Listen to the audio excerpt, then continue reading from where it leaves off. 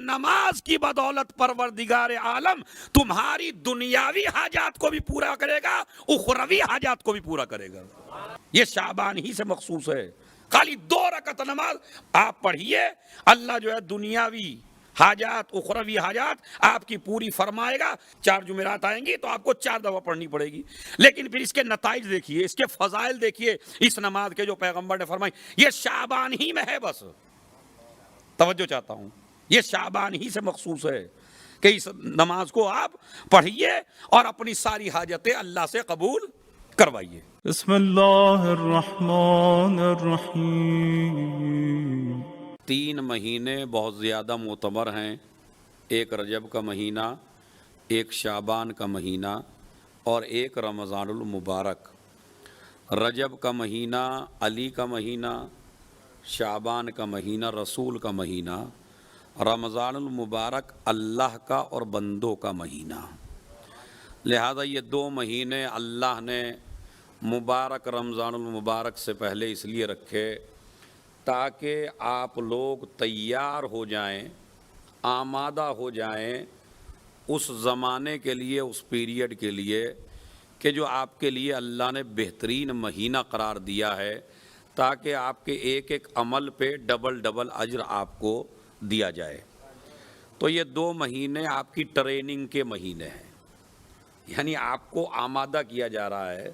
جس طرح سپاہی جب بنایا جاتا ہے تو سپاہی بننے سے پہلے ٹریننگ دی جاتی ہے، تو اسی طرح آپ کو اللہ تعالیٰ کا مہمان چونکہ بننا ہے نا۔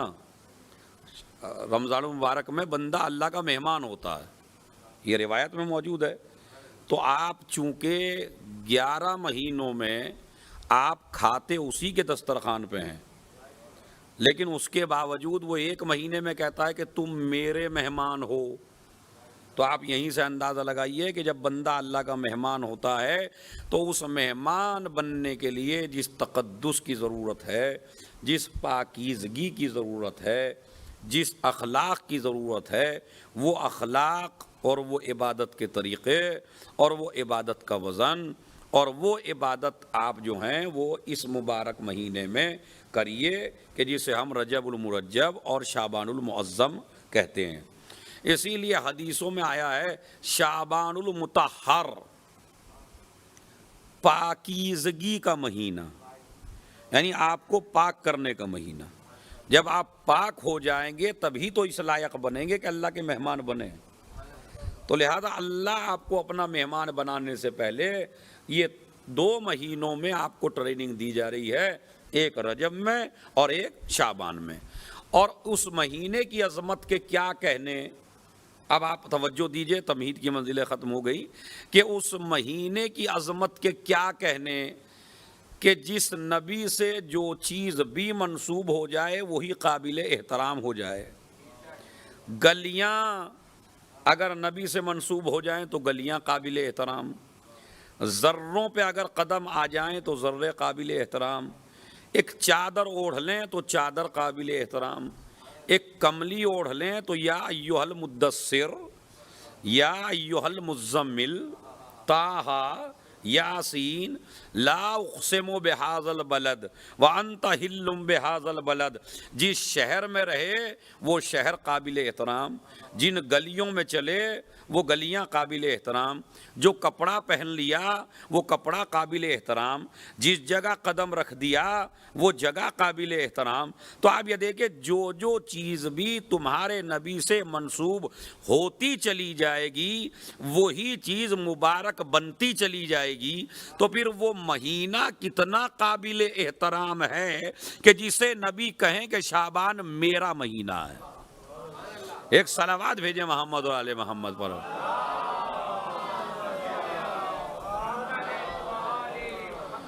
شعبان میرا مہینہ ہے، شعبان شہری، شعبان میرا مہینہ ہے۔ اب جس کو مجھ سے پیار ہے اسے اس میں عبادت کرنی پڑے گی۔ اگر نبی سے پیار ہے، اگر رسول سے پیار ہے، اگر اپنے آقا و مولا سے پیار ہے، اگر سرکار مدینہ سے پیار ہے تو آپ کو اس نسبت کا خیال کرنا پڑے گا، اور وہ نسبت یہ ہے کہ شعبان میرا، زور سے بولیے، شعبان میرا مہینہ، اتنا تو ماشاءاللہ عربی صاحب واقف ہے. شعبان شہری، شعبان میرا مہینہ ہے. تو یعنی اس مہینے کا احترام آپ دو وجہ سے کریں گے. ایک اللہ کی عبادت کر کے کریں گے، اور ذہن میں یہ رکھیں گے کہ ہمیں اس مہینے میں رسول اللہ سے سب سے زیادہ قریب ہونا ہے. اچھا کمال کا مسئلہ تو دیکھیے، رجب میں علی کی ولادت کو رکھ دیا تاکہ رجب میں علی سے قریب ہو جاؤ تو علی ولی اللہ کہو. شعبان رسول سے منسوب کر دیا تاکہ عمل کر کے رسول سے قریب ہو جاؤ تو محمد الرسول اللہ کہو. رمضان کو اللہ نے نسبت دی شہر اللہ، یہ اللہ کا مہینہ ہے. تو اب یہ بتائیے یہ تینوں مہینے کلمے کو کمپلیٹ کرتے ہیں یا نہیں؟ ایک صلوات بھیجیں محمد اور آل محمد پر.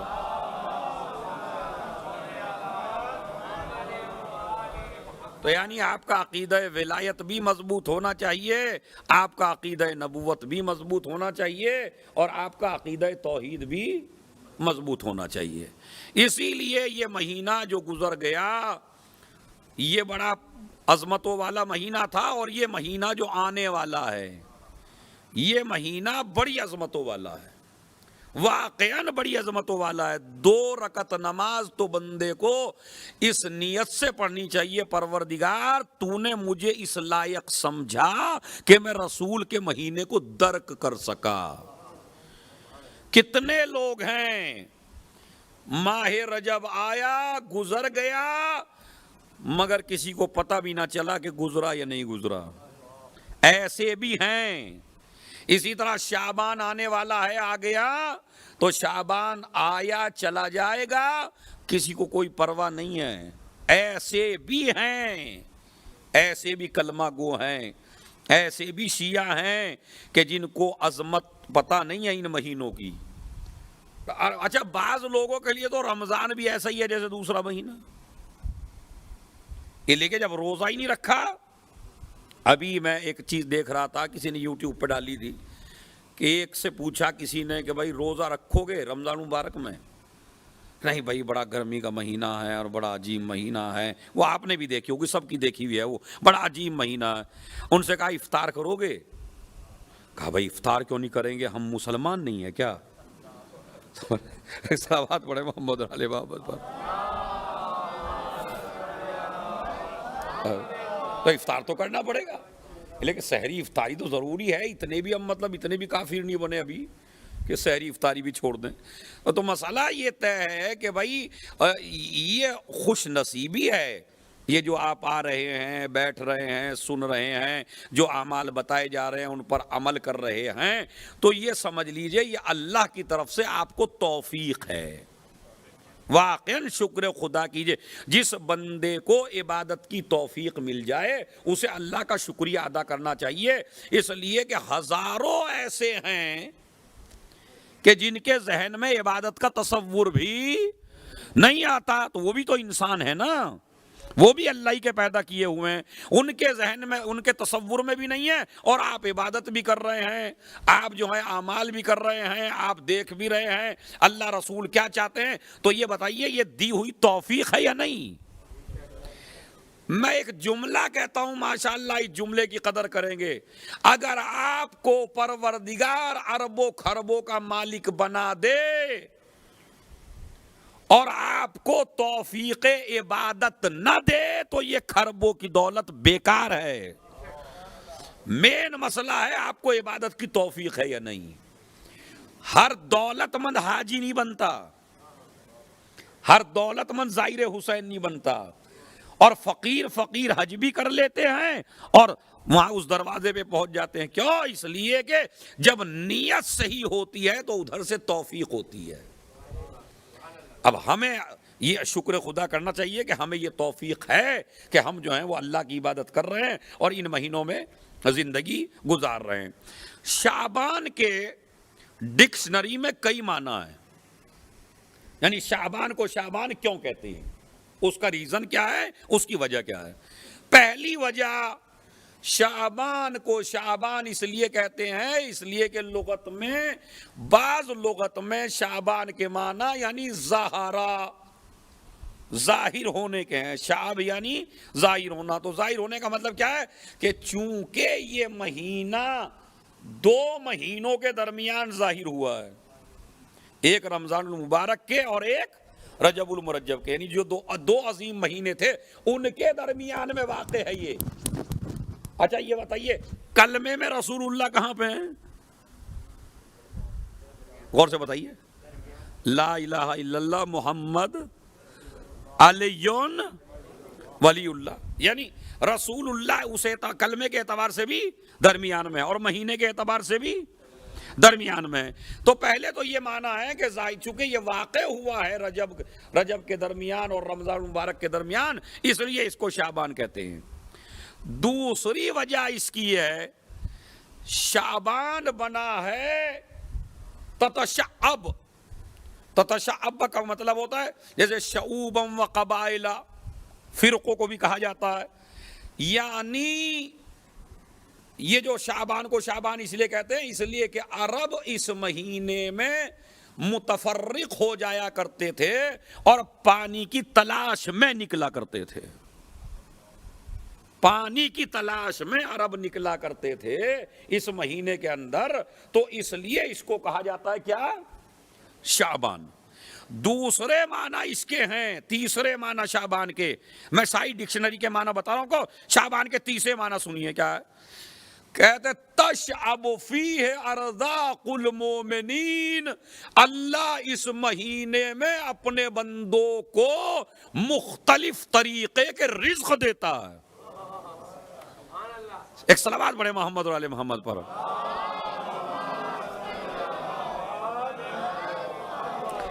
یعنی بندے کو اس مہینے میں اللہ کی طرف سے رزق ملتا ہے, رزق کی نعمتیں ملتی ہیں, ان کے لیے رزق مہیا کیا جاتا ہے اس مہینے میں.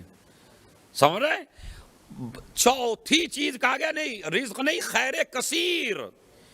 اس مہینے میں پروردگار عالم بندوں کو خیر کثیر کی توفیق عنایت فرماتا ہے, تو اس لیے اس کو شعبان کہا جاتا ہے. ایک صلوات پڑھے محمد و آل محمد پر.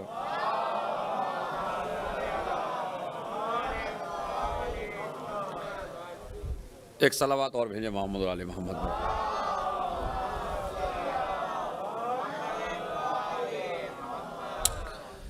تو خیر ایک صلوات اور پڑھیں محمد علیہ محمد.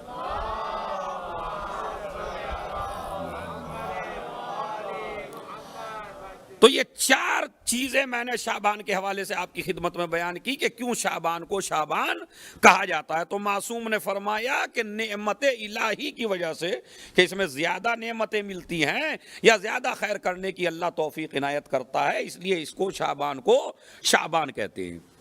اور اس کے علاوہ نبی کریم صلی اللہ علیہ وآلہ وسلم نے ارشاد فرمایا,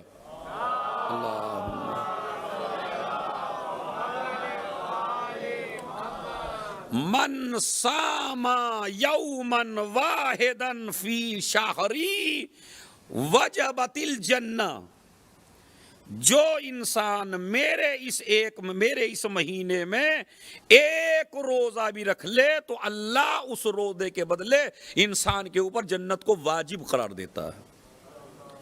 کہیں ہے لہو الجنہ, کہیں ہے وجبت لہو الجنہ.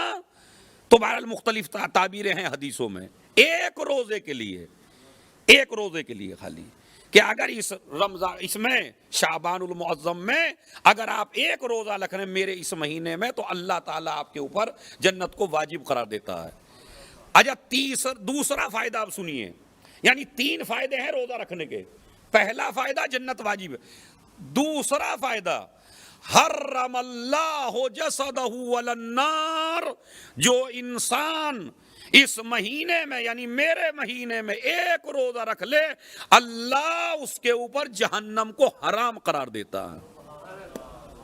یعنی ابھی ایک روزے کی بات ہو رہی ہے, اور جو 3 رکھ لے 4 رکھ لے, دیکھیں یہ 2 مہینے ایسے ہیں ان میں ہر روزے کے اوپر مطلب اگر الگ الگ تاریخ میں آپ روزہ رکھیے, پہلی شعبان کو روزہ رکھیے تو اجر کچھ اور ہے, دوسری کو رکھیے تو فائدہ کچھ اور ہے، تیسری شعبان کو روزہ رکھیے تو فائدہ کچھ اور ہے۔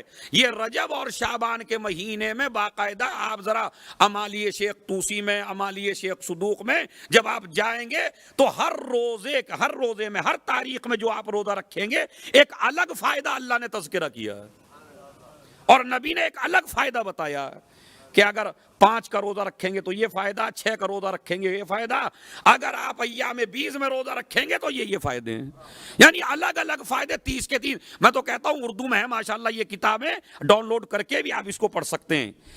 میں تو خالی ایک روزے کا بھی اجر بتا رہا ہوں، باقی تو انشاءاللہ حجت الاسلام والمسلمین سبتین صاحب جو ہیں وہ تشریف لے آئے ہیں، تو وہ شعبان المعظم میں آپ کی بہرحال خدمت میں حاضر رہیں گے اور وہ زیادہ اعمال اس کے بیان کریں گے۔ میں تو خالی ایک روزے کے بارے میں بتا رہا ہوں۔ پہلا فائدہ جنت واجب ہو جاتی ہے، دوسرا فائدہ جہنم حرام ہو جاتا ہے، اور تیسرا فائدہ کنتو شفیعہ یوم القیامہ، قیامت کے دن میں اس کی شفاعت کروں گا جو میرے مہینے میں ایک روزہ رکھے گا۔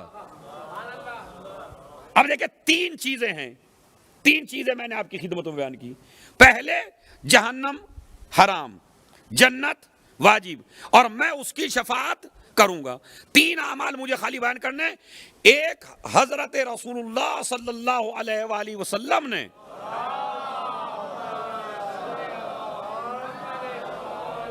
پیغمبر اکرم مرسل اعظم آپ ارشاد فرماتے ہیں، جو انسان، یہ نماز بھی میرے خیال میں کلپ بھی بن جائے گی، نوٹ بھی کر لیں، کہ اس میں جو جمعراتیں آئیں گی جسے شب جمعہ آپ کہتے ہیں، جمعرات کا جو دن ہوتا ہے جو یہ گزرا ہے، ایک نماز بتائی ہے پیغمبر اکرم نے اس میں کہ جتنی بھی شعبان کے یوم الخمیس ہیں، یعنی جمعرات کے دن ہیں، جتنے بھی شعبان میں جتنی بھی جمعرات پڑھیں گی اس میں 2 رکعت نماز مستحب ہے۔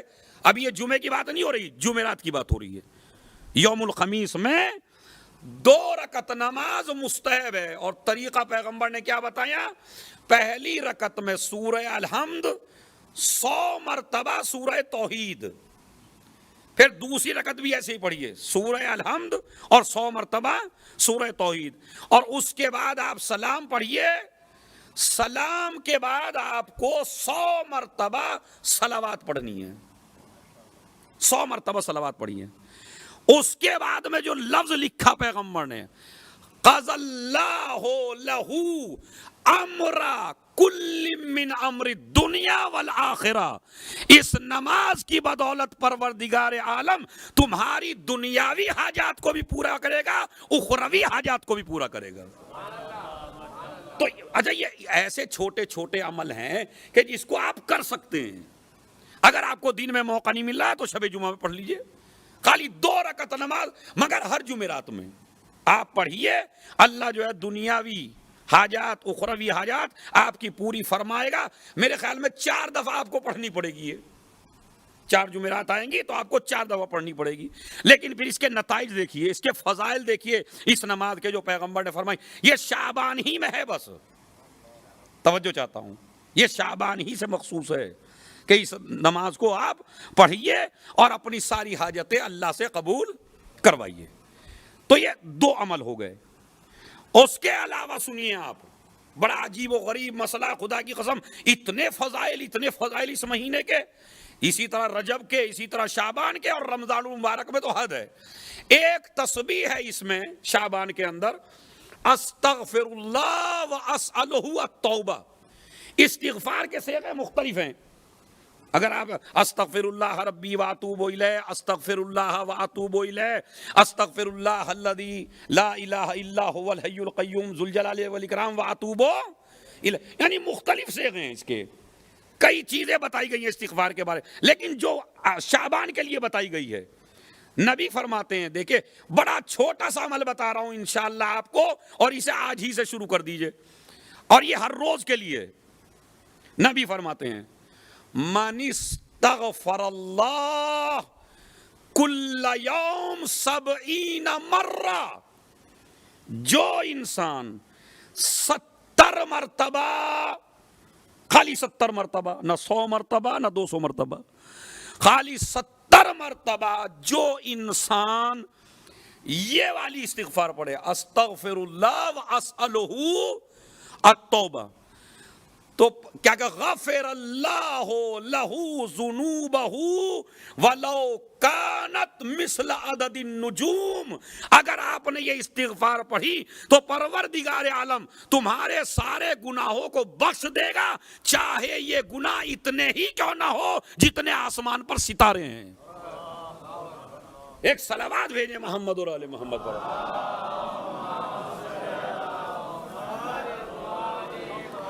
اب آپ دیکھ رہے ہیں.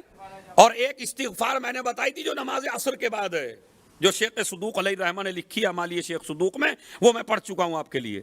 لیکن یہ استغفار خالی ہے شعبان المعظم، استغفر اللہ واسألہ التوبہ.